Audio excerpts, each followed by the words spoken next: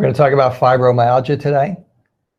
We're going to talk about one of the many, many aspects of it that we see consistently in every fibromyalgia patient who walks in the door, and that is childhood abuse and stress as a cause of fibromyalgia. I am Dr. Martin Rutherford. I am a certified functional medicine practitioner and a chiropractor. Dr. Randall Gates, board certified chiropractic neurologist, also a chiropractor. And in the end, basically, for those of you who haven't seen any of our other previous 350 or 400 hours worth of talks, we have combined two disciplines together to address chronic pain. And we have developed a chronic pain practice, which is largely neurologically centered, and then the metabolic aspects of what we do, the nutrition and the diet, tend to play more to the neurological aspect of the person's problem, because pain in the end is neurologic. And so it was a big breakthrough for us, and we've been sharing these types of things with people for a couple of years now, and we'll continue to do so. So fibromyalgia was the condition with which we began years and years ago, because it seemed to present a complex condition that offered us the ability to look at a number of different variables as what may be contributing to or causing fibromyalgia. We had intermittent success with it in the beginning, so it offered us the ability to do a lot of trial and error without hurting anybody, because we're not doing drugs. The things that we were doing either worked or they didn't work. And we did all the normal things, and we did gluten, and we did supplements. Yeah, we started out like everybody else. Diets, brain exercises. But we did brain exercises, which was not something that everybody was doing. Now more people are addressing the brain, but they're addressing it kind of generally with different magnets and electrical stems and things of that nature, which have some temporary value, and that's not really the total topic today. But it's a bit of the topic, because we're going to talk about chronic stress. We realized in the beginning that all of our fibromyalgia patients were very stressed. Some were stressed because they were sick. Some were stressed because they couldn't work anymore. Some were having financial difficulties. And it was a little bit of all of the normal stresses that walk in the door. And in the alternative world, we were handling stress by giving people herbs for that, telling them to breathe, giving them little different types of exercises. And for some people that worked, and for a lot of people it didn't. And as time went on, Dr. Gates is a board certified functional neurologist who has studied the HPA axis. This is the stress mechanism from your brain to your adrenals. As time went on, we tried the adrenals, as a primary target to manage the stress. And in these cases, that wasn't really working as well as we thought we would like it to. And it became obvious that the adrenals were really the wrong target. It became obvious that the stress was deep-seated. It became obvious that the stress was chronic, and it became obvious the stress never went away. It was kind of like, maybe it would get really severe, maybe it would go mild, but the fibromyalgia patient was never relaxed. They were never sleeping like a baby and feeling totally calm and zen and serene and things of that nature. And then we started to realize that, for lack of a better term, our fibromyalgia patients were more or less in post-traumatic stress syndrome of some degree, meaning they were exposed to something, and now there's part of their brain that is engaged and never going away. I tell you all that because that was a ginormous breakthrough for us, and that started to morph us more towards heavily evaluating patients neurologically first, to determine all of the things that this type of a mechanism can create that are affecting the fibromyalgia patient. And that gave us a huge leg up on diagnosing the various eclectic types of symptoms that are going on with the fibromyalgia patient, and teasing 20 of them out, going, oh my God, these 20 are totally related to that mechanism. So that's what we're going to talk about today: childhood abuse and stress as a cause, because childhood abuse is one of the things that helps to create this mechanism. So now we're going to talk about it in a lot more specificity. Okay, most people, it's interesting. I do the intakes, and most people don't get this is happening. But usually once we start to gently delve into it, it's like there's almost a universal, like, or some people start picking up tissues that I have, you know, and little tears start coming out of their eyes, and you know you've hit a nerve, but more than that, you've hit an understanding. Once an understanding breaks through, it seems to help a lot. It seems to help the fibromyalgia patient out, not just understand their condition, but in this particular office, we can actually handle that thing most of the time without drugs. And that seems to give people a sense of relief. So hopefully we may, for those of you who are suffering fibromyalgia, hopefully we maybe have that same effect today. Maybe we don't, but at least you'll have the data. So childhood abuse, and this is not theory. This is in literature. We've seen it day in and day out. Absolutely. I mean, it's almost not a patient that walks in here that doesn't have some variation of this. We did not know in the beginning that that's what we were going to be treating, but and most people don't realize they have this. Almost nobody realizes that they have this. True, that and walks I think in the door. Kind of the epiphany came from back in the 2000s, let's say 2000, 2010, in the pain journals. So these are scientists studying pain, and they're trying to understand fibromyalgia. They noticed this phenomena that's referred to as central sensitization, which we sometimes refer to as central pain syndrome. But central sensitization, most of you don't really understand what that means. Yeah, they're not going to know why I laugh. Exactly. So we did it quickly, because I don't want you to think I'm laughing during a fibromyalgia thing, but we treat central sensitization every day. We did a Lyme. Was it Lyme? I don't know which broadcast it was, but we had somebody call us. I'm going to address this central person. Pain. It was central pain. And I'm going to talk to this individual on the phone, so it's fine. Okay, so we talked about central pain syndrome, and an individual who was the head of the central of the chronic pain. I mean, central pain syndrome group called us and told us it was central sensitization. So I was laughing at that. I apologize. Right. And we only use the term of central pain syndrome because you'll understand that better. I mean, we can talk, trust me, when I first started doing this, I would talk in the scientific terms, and that's really great, except nobody can understand what we're saying. So we're trying to make this understandable, relatable for you out there as the fibromyalgia sufferer or somebody who loves somebody with fibro. So I apologize for laughing. So anyways, as they were trying to understand why someone with fibro, who apparently had nothing wrong with their muscles, how on earth could they have this much pain? And a lot of the studies were finding that your pain nerves were firing too much in proportion to how much stimulus you were getting. So the classic example is somebody gives you a hug and it's painful. A hug should not be painful, but to you it is painful, right? And so what they found is that stress hormones can upregulate these pain nerve transmission cycles, if you want to think of it that way. So the more stress hormones, the more your pain nerves start to transmit pain signals. So that opened up kind of the Pandora's box, so to speak, on stress through life, even stress that your mom went through when you were in utero, because those stress hormones can be passed to a fetus. Also, it brought up premature births, those stress, surgeries, because surgeries can be incredibly stressful to the body, as well as the topic at hand for today, which is childhood trauma primarily. Also, we put in the effects of stress. So once we started getting into it, during our patient histories, we would ask patients, you know, have you been through stress? Was your mom stressed? Did you go through any abuse in childhood? And out of all those questions, the abuse in childhood one really seemed to be alarmingly positive for the majority of our fibromyalgia patients. And now we've assessed over a couple thousand chronic pain patients. And so we've seen some pretty good, we have a pretty good sample size, if you want to say it that way. We've seen a lot of people, and our estimation is that upwards of about 80% of people that come into our clinic with fibromyalgia have been exposed to childhood trauma, whether it be physical, emotional, or sexual abuse, or they've been through some horrific circumstance later in life, whether it be a rape or watching somebody die. You get the idea. So very, very traumatic circumstances affecting this individual, and then not shortly after they began to develop pain. Or let's say they had childhood trauma, then they later went on to develop pain.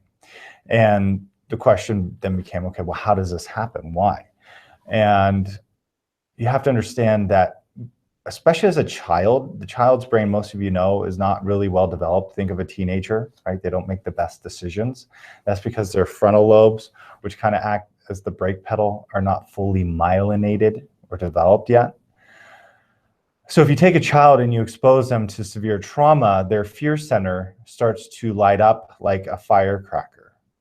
But that fear center is meant to be kept in check by the frontal lobes, and another area, particularly, it's the memory area. But if your frontal lobes aren't really strong enough yet, and you're exposed to some horrific circumstance, what can happen is that fear center gets programmed to be in a heightened state of activation for a long period of time. And they've shown this in many, many studies, whether it relates to irritable bowel syndrome, depression, anxiety, and fibromyalgia. For individuals who are exposed to that childhood trauma later in life, they seem to be predisposed to these other conditions because their stress responses are abnormally high for the rest of their life. So they may go through a breakup, you can think of it that way, and their stress level is 50% higher than it should be. Or just through daily life, their stress hormones hypothetically can be 20 to 30% higher. So all the time you're getting these stress signals, and what that can do is a number of things. It can really dysregulate and damage a number of physiologic functions, such as the gastrointestinal barrier. That's one that's of keen interest in the stress world, as well as upregulating these pain signals. So that's kind of the intro into how we got involved with this. And Dr. Rutherford has a great explanation that he uses with patients when you're in this chronic state of fight or flight, rather than being more of a balance between fight and rest and digest. When you're all fight, then a number of responses in the body can actually become abnormal, and it can predispose you to a number of things. So why don't you kind of go through your explanation of that? Oh. I know you don't have the brain model. Yeah, I'll tell you what, that model helps a lot.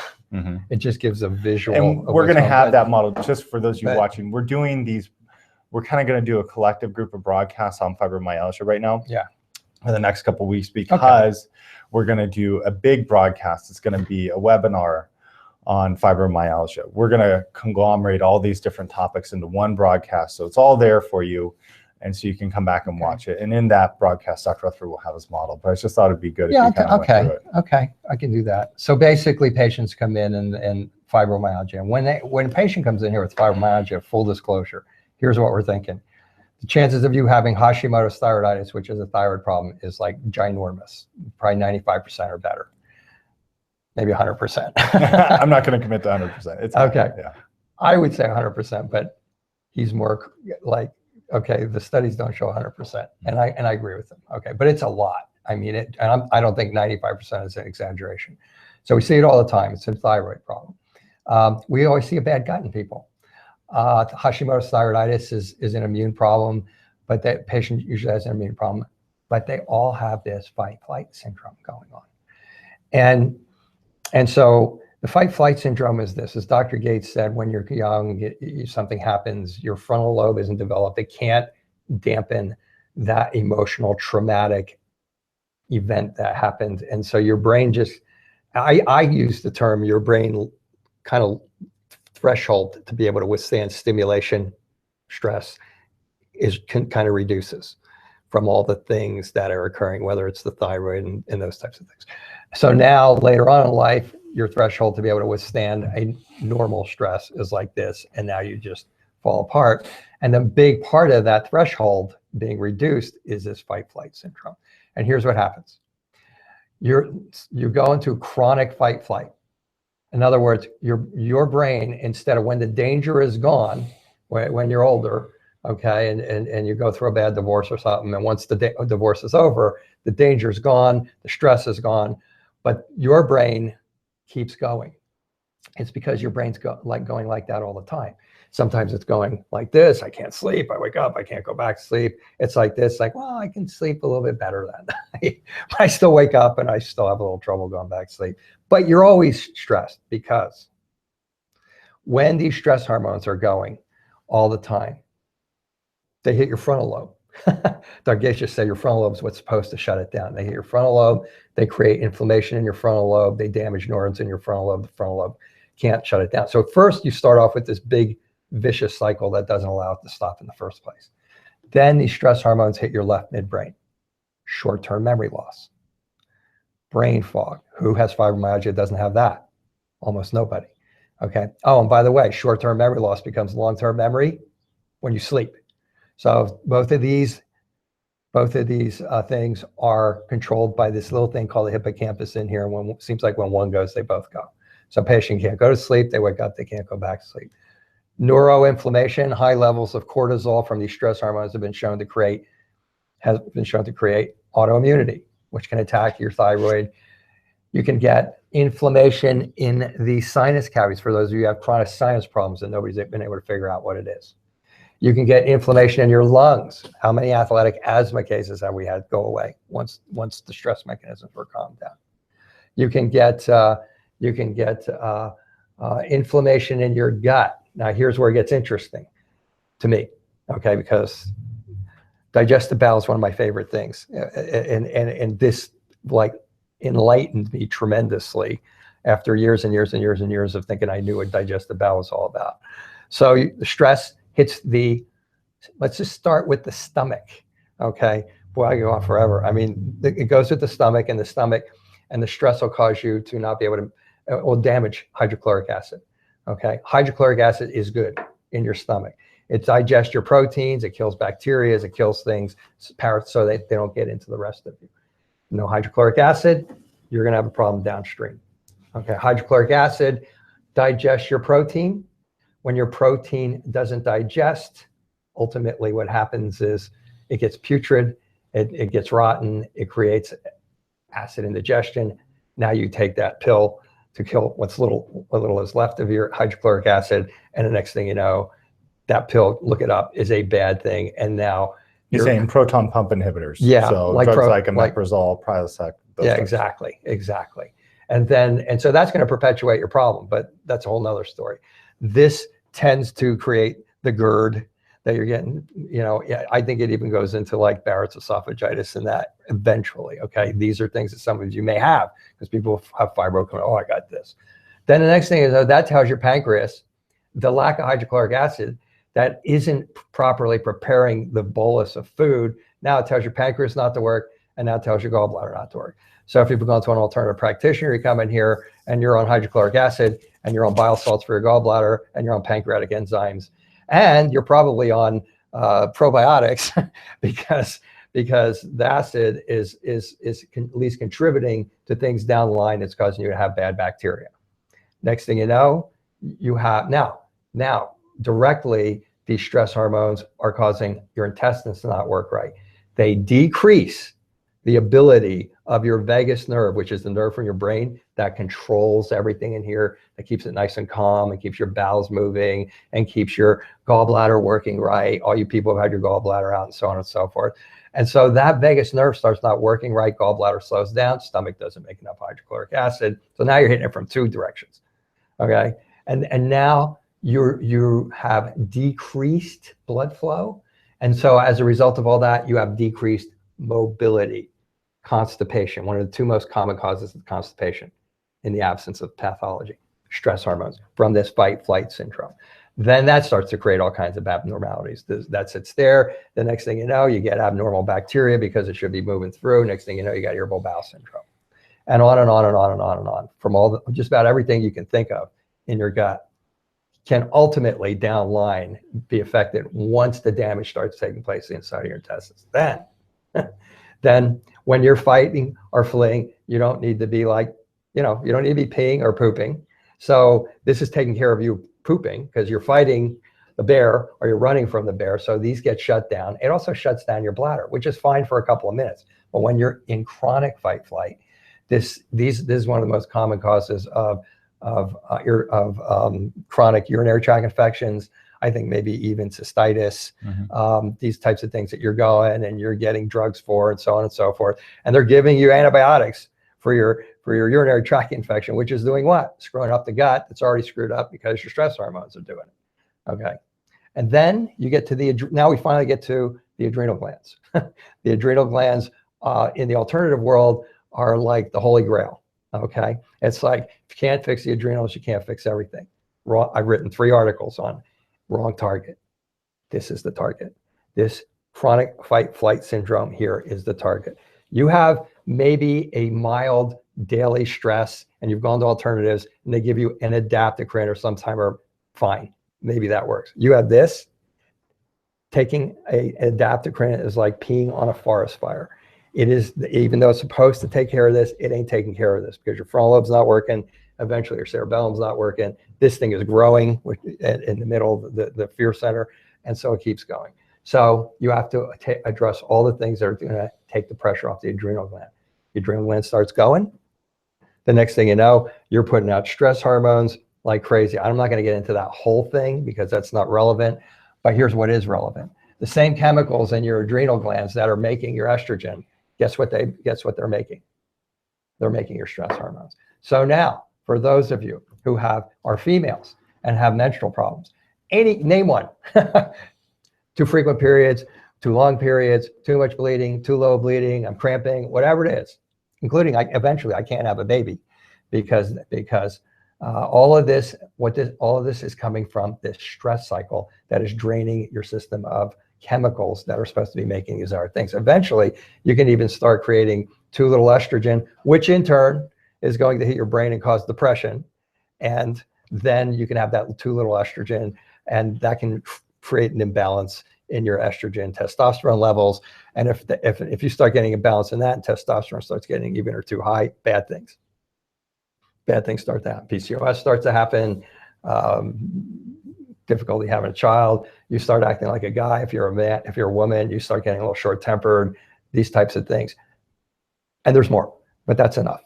Mm-hmm. That is coming. So when a person comes in with fibromyalgia, and if you're sitting here with fibromyalgia, and you've had it for a length of time, you have a lot of symptoms. And you have a lot of these symptoms. And you've probably had someone give you a drug or a specific herb, or maybe a standardized SIBO diet, or maybe a standardized FODMAP diet, or maybe the paleo diet for autoimmune patients. And it worked for a little while and it didn't. If it worked for a little while and didn't, guess what? This is why. Because this is sabotaging everything you're trying to do metabolically. This is one of the biggest reasons that we ended up working together and ultimately morphing the vast majority of our understanding of fibro towards neurology first, and everything else kind of complementing that second. Mm-hmm. Because you're treating a lot of things that just aren't going to get worse, that just aren't going to get better with herbs and botanicals and diet if this mechanism stays engaged.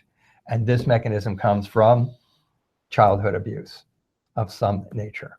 Or other extremely traumatic circumstances maybe later in life. Yeah. And lots of times these are things, as most of you know, they're not commonly talked about. First of all, our experience is many patients who have brought it up lots of times feel like, these issues, which are incredibly traumatic, maybe fall on deaf ears. Maybe they feel like people are not empathetic to this issue. And so they don't talk about it. They've been told they just need to you need to just suck it up. Why can't you just be happy? Compartmentalize it. Why can't you just forget it? And so with that, a lot of patients they don't bring it up. They don't bring it up until we specifically ask them about it in that safe environment. And very gently. We've been privileged enough to have a lot of patients we even have some patients who have been through abuse, and they actually work with abuse victims. I met with one on Saturday. It was really illuminating, and she's helps other abuse victims to get through these difficult times and gave me some really good data. We've been asked to be on a podcast to talk about this exact subject for fibromyalgia and chronic pain sufferers. So it's very, very real. And that's what you need to know. And this is one major component of understanding fibromyalgia. In the coming weeks, we're going to talk about small fiber neuropathy as a generator of pain for fibromyalgia patients. We'll be talking about thyroid.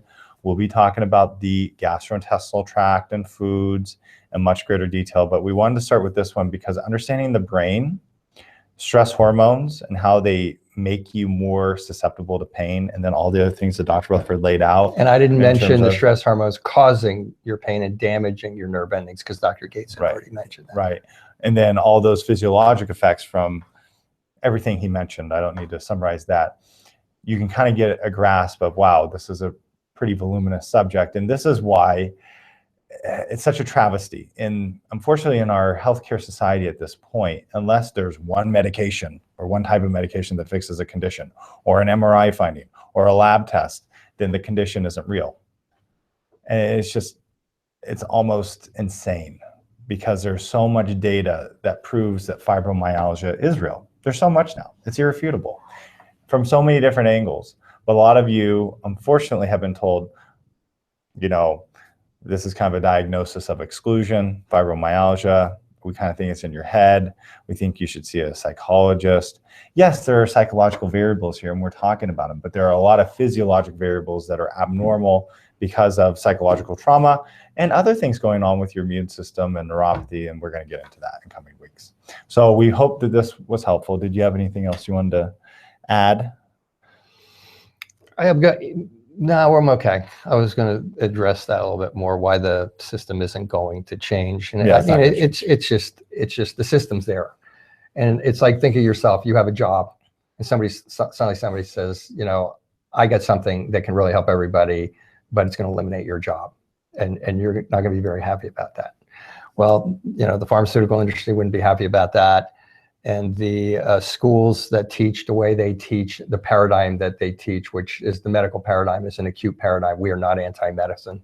We work with medical doctors all the time. We recognize acute situations when they walk in the door, but it's not a situation that can address intersecting multiple vicious cycles. It's just not that way. It's the way Dr. Gates said. So in the end, it's just kind of like a stuckness. They're like 20% of the United States income, gross national product, is healthcare.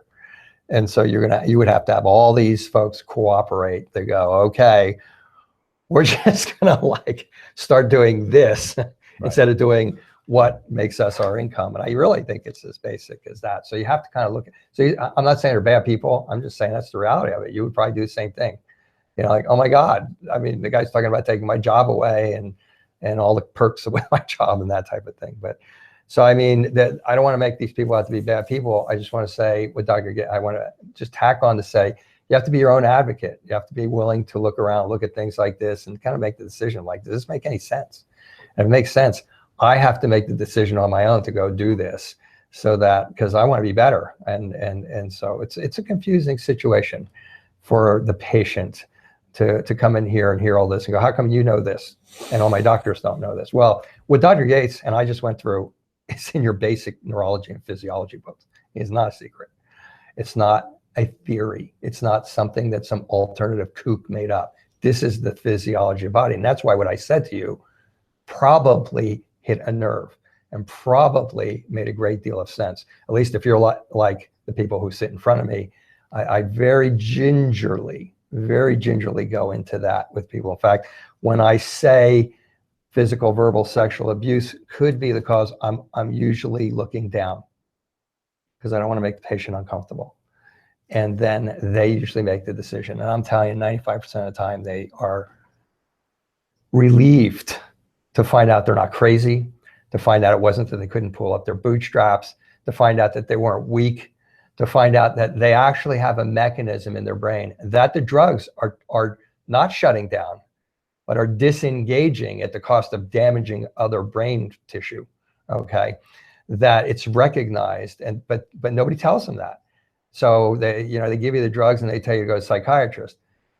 I think hopefully if you understand that this is the thing where you go, man, I shouldn't be stressed today, but I'm stressed. I shouldn't have anxiety today, but I've got anxiety. Even panic attacks could be coming from this, you know? And I mean, technically it's not you. It's not that you're weak. It's not that you're socially dysfunctional. It's not that you have a psychological problem. Yes, it's fine to go to counseling. I'm not saying don't go to counseling. I'm just saying that this mechanism is also a big problem because of what Dr. Gates said. People don't want to, oh, I'm not stressed, or I can handle stress, or whatever, because of everything they've been through until we've told us. But I have in the last 2 weeks, I went yesterday, I have in the last 2 weeks had people literally, after we discussed this, and they understood it clearly, one patient came back and didn't even look like the same person.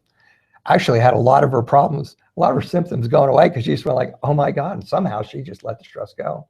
And I had another gentleman yesterday who, interesting, because this was a very guy's guy, if you will, not said in an insulting way, but this guy works physically. He's a man's man, and he's from another culture, and he was very emotionally affected by it. But we walked out the hallway, and I walked him up to the desk because he had decided he wanted to be evaluated by us. And he goes, I feel so much better. So, I mean, there's different levels of this, but it's a big deal. We can't emphasize this enough. And so if you take this to heart and you really kind of take everything and put it up against your clinical picture, and you know that somewhere, someplace out there, there's people who can take care of this, that you don't have to be this way for the rest of your life, you might feel a little better. You might feel a little better. If you think we're crazy, you might feel a little worse. But most of you are probably going to feel a little bit better understanding that you're not crazy and there is a solution for your problem. So that's kind of what I wanted to say. Okay. Yeah. Good. I think that's good. So if you have any other questions, you can go to powerhealthtalk.com. There's a search tab. You can just search for anything about fibromyalgia or other conditions that we frequently talk about. As Dr. Rutherford said, we have hundreds of hours. And the research articles are also going to be attached below today's broadcast on powerhealthtalk.com, not YouTube. So we appreciate you watching. We hope this was helpful, and we will see you next week.